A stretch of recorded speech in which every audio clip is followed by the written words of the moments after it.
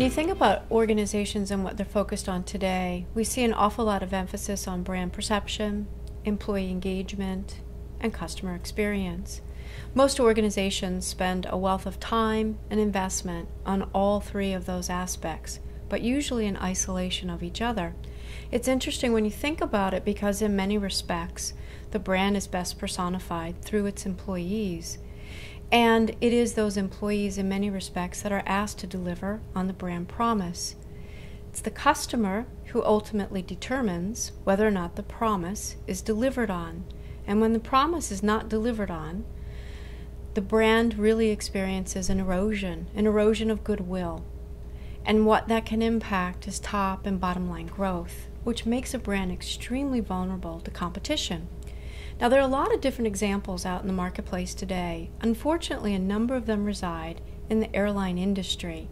Probably one of the most famous is the Qatar throwing incident with United Airlines. It led to a video on YouTube that was viewed by more than 13.7 million individuals around the world. And what it really exemplifies is an experience that a band went through while traveling across the United States to a gig where their guitars were being thrown across the tarmac. They talk about how they reached out to agents. They were seeking help and assistance to stop what was going on because they needed their instruments for their gig coming up. And no one was able to help them. No one was able to stop what was going on. And unfortunately, it led to a very negative experience that was broadcast on YouTube.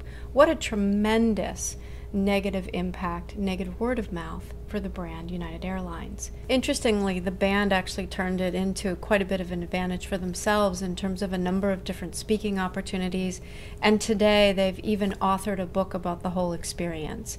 Great example, exemplifies the importance of aligning the brand with employee engagement to deliver on the customer experience. All of that will impact goodwill toward the brand. All of it will have a direct impact on top and bottom line growth.